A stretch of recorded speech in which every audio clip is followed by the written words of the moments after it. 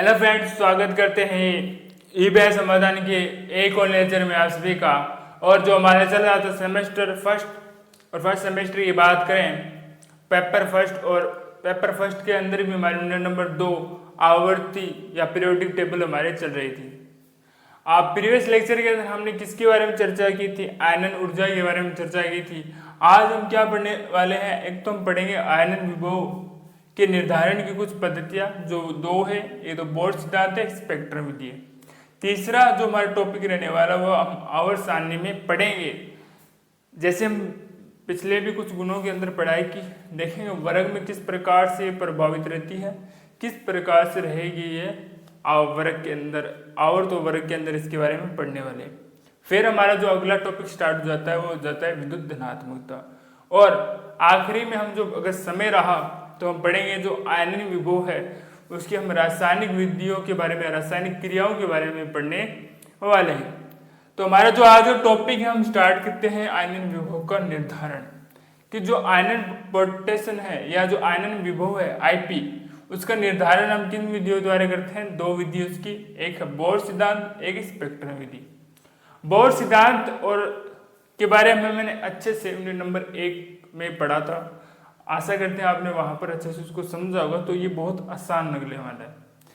जो बोर नाम के वैज्ञानिक थे, उन्होंने क्या कहा कि जो हाइड्रोजन है या जो हाइड्रोजन जैसे जो भी तंत्र है, उनके लिए उन्होंने क्या दिया? एक सूत्र दिया। ने क्या दिया? हाइड्रोजन या हाइड्रोजन जैसे तंत्रों के लिए सूत्र दिया। सूत्र क्या था?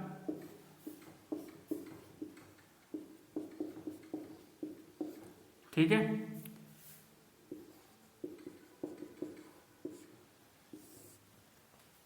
ये सूत्र था जिसके द्वारा आप क्या ज्ञात कर सकते हो? किसी भी संकीर्ण ऊर्जा थी।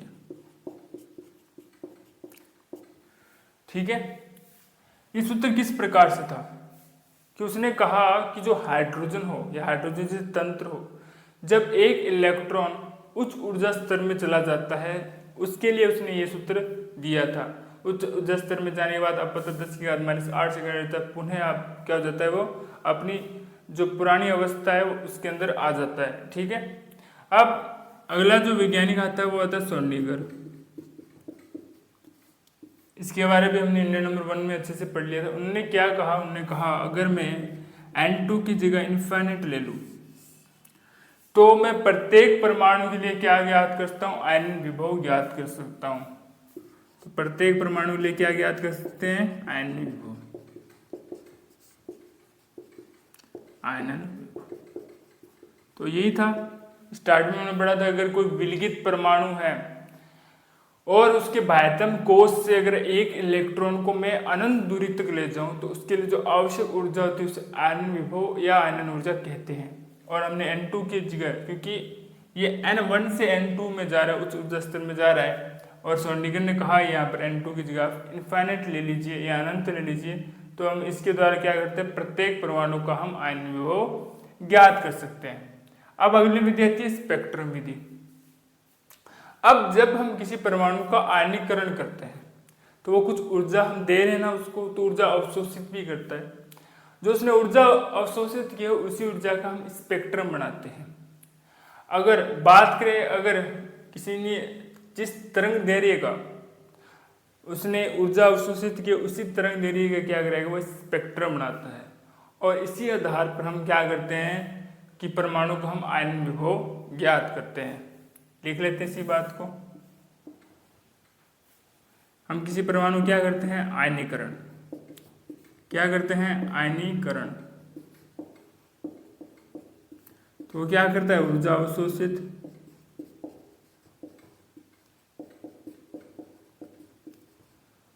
और फिर उसका क्या बनाते हैं? स्पेक्ट्रम। अब जिस तरंग दैर्घ्य का वो क्या करता है? ऊर्जा अवशोषित करता है, उसी तरंग दैर्घ्य क्या बनाता है? वो स्पेक्ट्रम बनाता है। और इससे हम क्या कर लेते हैं? आयनन विभव ज्ञात कर लेते हैं। अगला जो हमारा टॉपिक है वह आवर्त सारणी में हम आवर्ती या गुण के बारे में बात करने वाले हैं। एक हम वर्ग के अनुसार देखेंगे, एक हम देखेंगे आवर्त के। ठीक है, वर्ग हम बाएं से दाएं जाते हैं। अब देखिए हम जो बात करने वाले हैं, हम बात करेंगे आवर्त की बात करने वाले हैं। देखिए इसमें हम क्या लेते हैं, पहले ही हम एक डी ब्लॉक का बोरॉन फैमिली ले लेते हैं, बैंगन, आलू, गाजर, इंथेला। ठीक है, जब बोरॉन की बात करूँ ऊर्जा 801, ठीक है, इसकी हो जाती है 778, इसका 779, इसका 758 और इसका जाता है 789। तो वैसे देखा जाए ना, हमारे को ऊपर से नीचे आते हैं, आपको पता है कोस बढ़ रहे हैं, कोस बढ़ने के कारण क्या हो जाता है कि उसके अंदर आयनन विभव के मान में होता है, वैल्यू बढ़ जाती है, उसका मान इंक्रीज हो जाता है। परंतु यहाँ पर देखिए आप कि मैंने कहा कि वैल्यू बढ़नी चाहिए, ठीक है, क्योंकि ऊपर से नीचे आ रहे हो तो सॉरी मान कम होता है ना, वो का मान ऊपर से नीचे है तो कोस बढ़ता रहता है, और उसको जो बाह्यतम कोस है उससे इलेक्ट्रॉन निकालने के लिए हमें ऊर्जा कम देनी पड़ेगी, उस आयनिक विभव के मान में कम ही आएगी। ठीक है, कम होना चाहिए, जैसे यहाँ पर तो कम हो रहा है।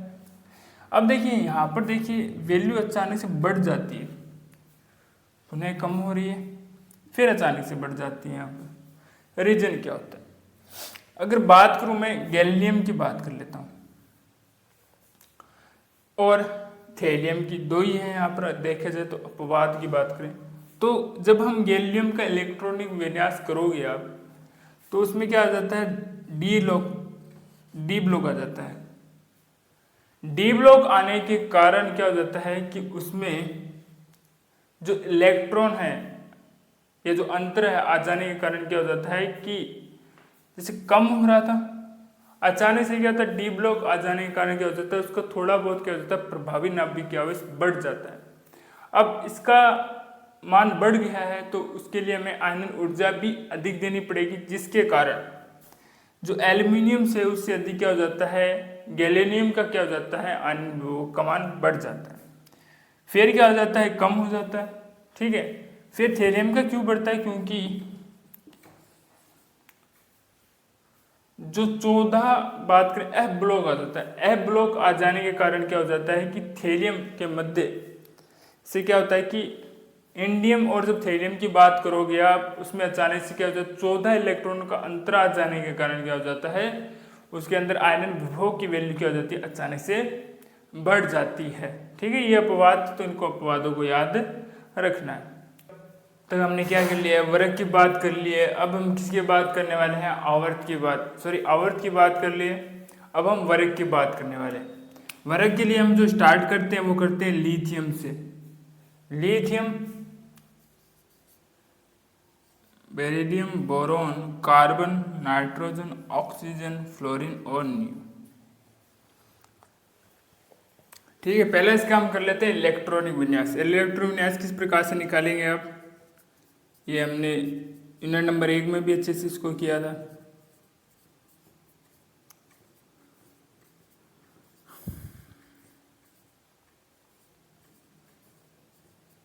ये देख लीजिए, एक बार पुनः देख लीजिए इसको।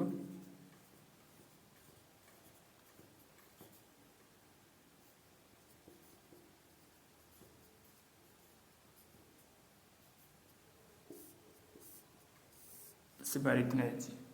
अगर लिथियम की बात करें तो उसका परमाणु क्रमांक है 3, तो ये कितने पर आता है, 3 नंबर पर आता है। तो 1s में तो 2 भर जाएगा और 2s1 में कितना भरा जाएगा, 1 भरा जाएगा। अब हम बात करते हैं बेरिलियम की, ये 4 पर आता है तो कुछ इस प्रकार से भरा जाएगा। अब बात करते हैं बोरोन की,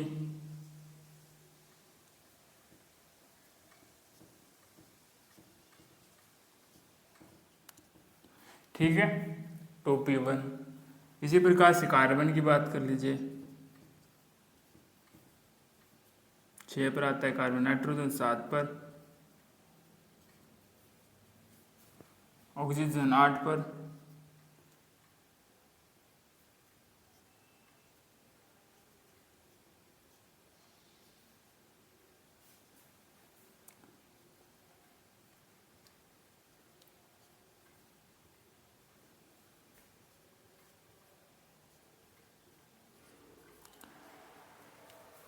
ठीक है, ये हमने क्या लिख लिया है, परमाणु क्रमांक लिख लिया है।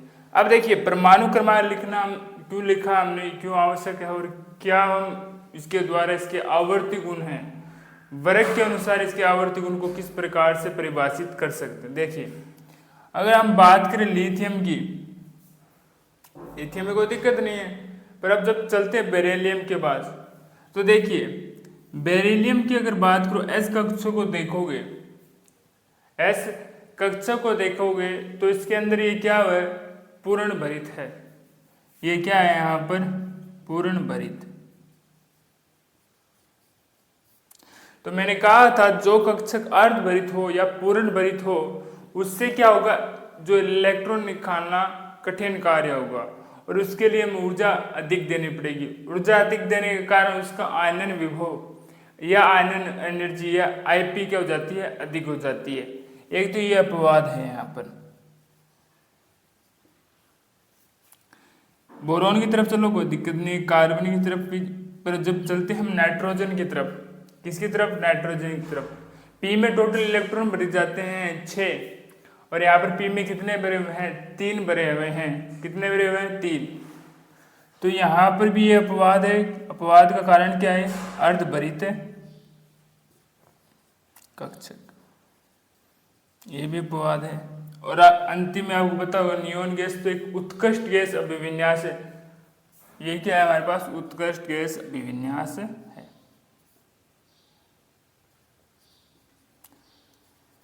अभिविन्यास, ठीक है। अब हम जो अगला टॉपिक है इसके हम क्या बात करेंगे, रासायनिक प्रॉपर्टीज की बात करेंगे। किसकी बात करेंगे, रासायनिक गुणों की।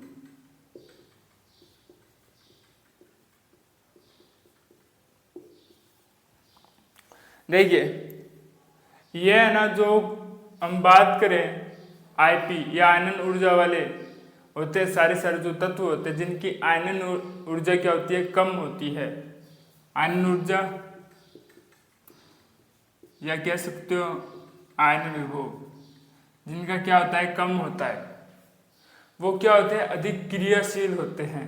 क्या होते हैं, अधिक क्रियाशील होते हैं, और क्रिया करके क्या कर लेते हैं, उत्पाद का निर्माण कर लेते हैं अन्य परमाणु के साथ। ये क्या होते हैं, अधिक क्रियाशील।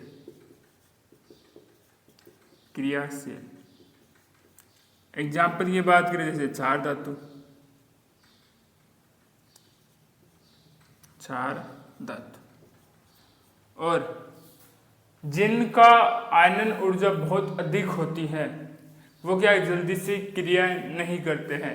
अगर एग्जाम्पल की बात करें, अगर आईपी की वैल्यू अधिक हो तो क्रियाशील क्या होंगे, ये कम। एग्जाम्पल की बात कर लेते हैं उत्कृष्ट गैस से। एग्जाम्पल की बात कर लेते हैं उत्कृष्ट गैस से।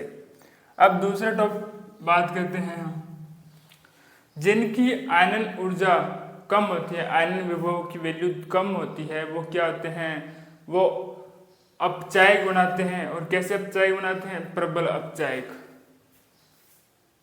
जहां आईपी कम हो तो क्या बनाएंगे, अपचायक।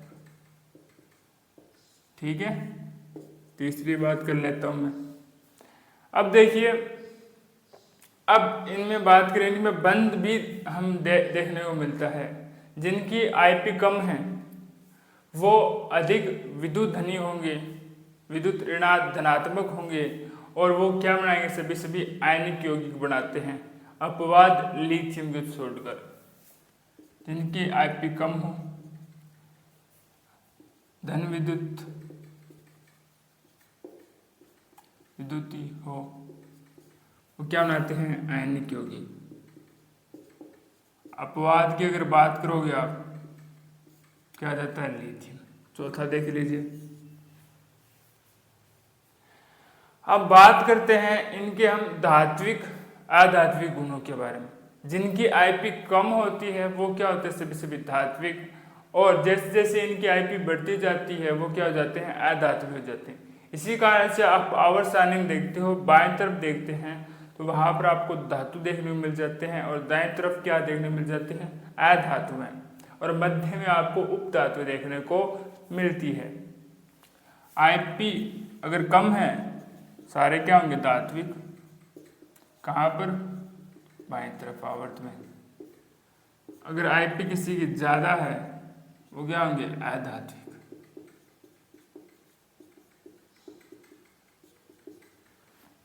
ठीक है, और इसमें एक अंतिम जो टॉपिक है कि MgCl2 तो बनाता है परंतु MgCl नहीं बनाता है, NaCl तो बनाता है पर NaCl2 नहीं बनाता है। बहुत अच्छा क्वेश्चन है, जब तक आपके MCQ नहीं आते थे तब तक इससे बहुत अच्छा क्वेश्चन आता था रिटन एग्जाम के लिए,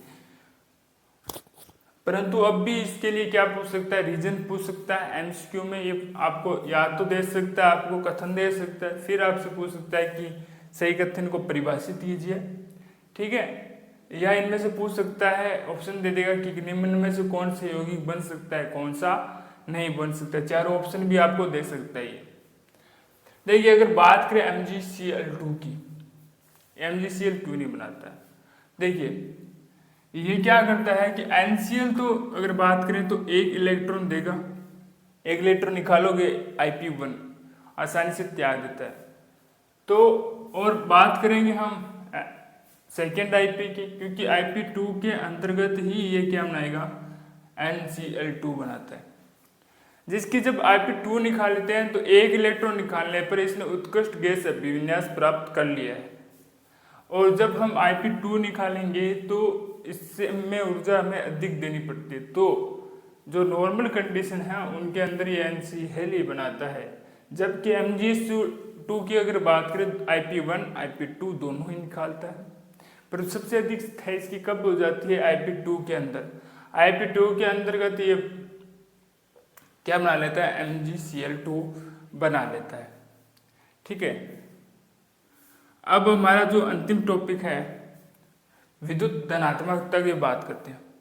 देखिए विद्युत धनात्मकता क्या होती है, जब किसी भी तत्व में या जब किसी परमाणु की Ip या आयनन विभव क्या होता है कम होता है, तो उससे एक इलेक्ट्रॉन निकालने की प्रवृत्ति को मैं क्या कहता हूँ विद्युत धनात्मकता कहता हूँ। जिसकी आयनन विभव जिसका कम है उससे इलेक्ट्रॉन निकालना आसान है, इस इलेक्ट्रॉन निकालने के बाद में जो परमाणु बच जाता है या उस गुण को मैं क्या कहता हूँ विद्युत धनात्मकता कहता हूँ। ठीक है, तो आशा करते हैं आज का लेक्चर आपको अच्छे से समझ में आया होगा। फिर भी मन के अंदर कोई डाउट्स रहता है तो उसको कमेंट बॉक्स में लिख दीजिएगा, आने वाली क्लास के अंदर उसका जरूर सोल्यूशन दिया जाएगा। लगातार पढ़ते रहिए और रिविजन करते रहिए ताकि आप एग्जाम तक आपके सारे जो कॉन्सेप्ट है वो क्लियर हो जाए। मिलते हैं आपको एक और नए लेक्चर में, तब तक के लिए धन्यवाद।